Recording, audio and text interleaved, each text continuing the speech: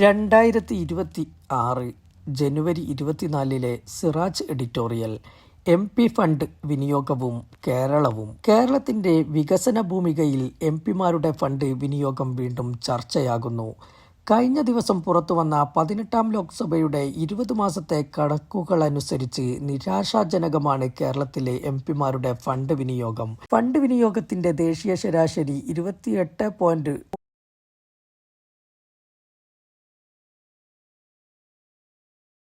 ഇക്കാലയളവിലെ രാജ്യസഭാ എം.പിമാരുടെ fund വിനിയോഗം കേരള എം.പിമാരുടേത് 14.74% മാത്രവും.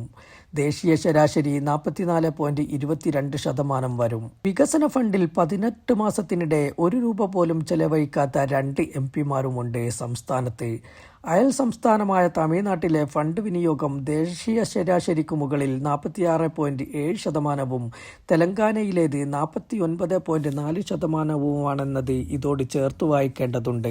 സംസ്ഥാനത്തെ വികസന സ്വപ്നങ്ങൾക്ക് തിരിച്ചടിയാണ് എം.പി. ഫണ്ട് വിനിയോഗത്തിലെ മെല്ലെപ്പോക്കും അലസതയും. കേരളത്തിന് അർഹതപ്പെട്ട കേന്ദ്ര സഹായവും ഫണ്ടുകളും നൽകുന്നതിൽ മോദി സർക്കാർ കടുത്ത വിവേചനപരമായ നിലപാട് സ്വീകരിക്കുന്ന സാഹചര്യത്തിൽ എം.പി. ഫണ്ട് വിനിയോഗത്തിൽ എം.പിമാർ അതീവ ശ്രദ്ധയും ജാഗ്രതയും പുലർത്തേണ്ടതായിരുന്നു.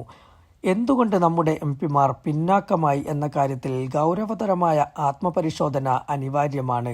ഭരണപരമായ വീഴ്ചകളും സാങ്കേതിക തടസ്സങ്ങളുമാണ് ഫണ്ട് വിനിയോഗത്തിലെ കാലതാമസത്തിനു കാരണമെന്നാണ് എം.പിമാരുടെ വിശദീകരണം. എം.പിമാർ നിർദ്ദേശിക്കുന്ന പദ്ധതി ജില്ലാ നിർവഹണ അതോറിറ്റി 45 ദിവസത്തിനകം അംഗീകരിക്കണമെന്നാണ് ചട്ടമെങ്കിലും എസ്റ്റിമേറ്റും രേഖകളും ലഭിക്കുന്നതിന് കാലതാമസം നേരിടുന്നുവത്രേ. പദ്ധതികളുടെ നടത്തിപ്പിന് കരാറുകാരെ ലഭിക്കുന്നതിലുള്ള കാലതാമസം, ടെൻഡർ നടപടികളിലെ സങ്കീർണത, ബില്ലുകൾ സമർപ്പിക്കുന്നതിലെ കാലതാമസം തുടങ്ങി ഫണ്ട് വിനിയോഗത്തിലെ പിന്നോട്ടടിക്ക് നിരവധി കാരണങ്ങൾ നിരത്തിവെക്കുന്നു എം.പിമാർ. എന്നാൽ ജില്ലാ ഭരണകൂടത്തെ കുറ്റപ്പെടുത്തി ഒഴിഞ്ഞുമാറാനാകില്ല എം.പിമാർക്ക് ഇക്കാര്യത്തിൽ.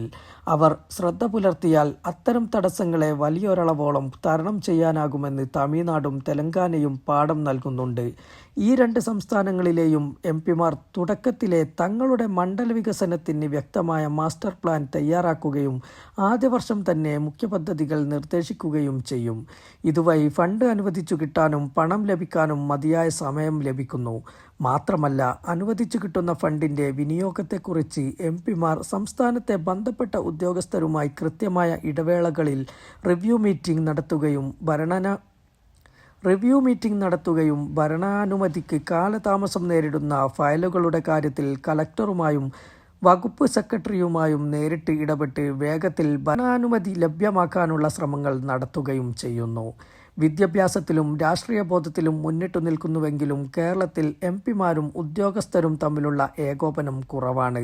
എം.പി. ഫണ്ട് പദ്ധതികൾക്ക് ആദ്യ ഗഡുവിൻ്റെ ശേഷമുള്ള ഗഡു അനുവദിച്ചു കിട്ടണമെങ്കിൽ നേരത്തെ അനുവദിച്ച തുകയുടെ 75% ചെലവാക്കി അതിൻ്റെ രേഖകൾ ഹാജരാക്കേണ്ടതുണ്ട്. തമിഴ്നാട്, തെലങ്കാന എം.പിമാർ ഓരോ ഘട്ടത്തിൻ്റെയും പണി പൂർത്തിയാകുന്ന മുറയ്ക്ക് ബന്ധപ്പെട്ട കേന്ദ്ര മന്ത്രാലയത്തിന് അയച്ചുകൊടുക്കും. കേരളത്തിലെ പല എം.പിമാരും ഇക്കാര്യത്തിൽ അലസരാണെന്നാണ് വിവരം.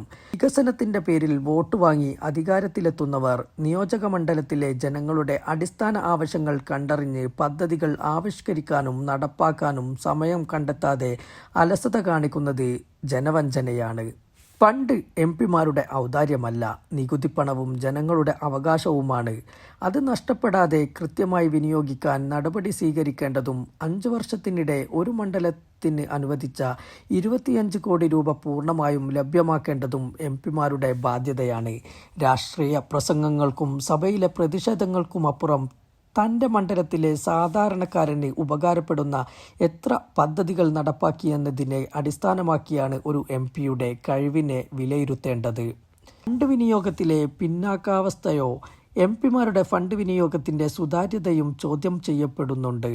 പൊതു ആവശ്യത്തിനും സ്ഥാപനങ്ങൾക്കും നൽകേണ്ട ഫണ്ട് സ്വകാര്യ സ്ഥാപനങ്ങൾക്കും ട്രസ്റ്റുകൾക്കും അംഗീകാരമില്ലാത്ത ഏജൻസികൾക്കും ബിനാമി കരാറുകാർക്കും നൽകുന്നതായി പരാതിയുണ്ട്. ഇതടിസ്ഥാനത്തിൽ നിയമപ്രകാരമാണോ ഫണ്ട് വിനിയോഗിക്കുന്നതെന്ന് പരിശോധിക്കാൻ സുതാര്യവും കാര്യക്ഷമവുമായ സംവിധാനം ഏർപ്പെടുത്തണമെന്നാവശ്യപ്പെട്ട് നേരത്തെ കേന്ദ്ര വിവരാവകാശ കമ്മീഷൻ ലോക്സഭാ സ്പീക്കർക്കും രാജ്യസഭാ ചെയർമാനും നിർദ്ദേശം നൽകിയിരുന്നു. ഓരോ പാർലമെന്റ് നിയോജക മണ്ഡലത്തിലും നടപ്പാക്കിയ പദ്ധതി വിവരങ്ങളും ഗുണഭോക്താക്കളുടെ വിശദാംശങ്ങളും ഫണ്ട് വിനിയോഗത്തിൽ വരുന്ന കാലതാമസത്തിന്റെ കാരണങ്ങളും സർക്കാർ വെബ്സൈറ്റിൽ പ്രസിദ്ധപ്പെടുത്തണമെന്നും കമ്മീഷണർ നിർദ്ദേശിക്കുകയുണ്ടായി. ഇതുവരെയും കമ്മീഷൻ നിർദ്ദേശിച്ച കാര്യങ്ങൾ നടപ്പാക്കിയിട്ടില്ല. ഫണ്ട് വിനിയോഗത്തിലെ സുതാര്യത ഉറപ്പുവരുത്താൻ കമ്മീഷൻ നിർദ്ദേശങ്ങൾ നടപ്പാക്കാൻ സർക്കാർ സന്നദ്ധമാകേണ്ടതുണ്ട്.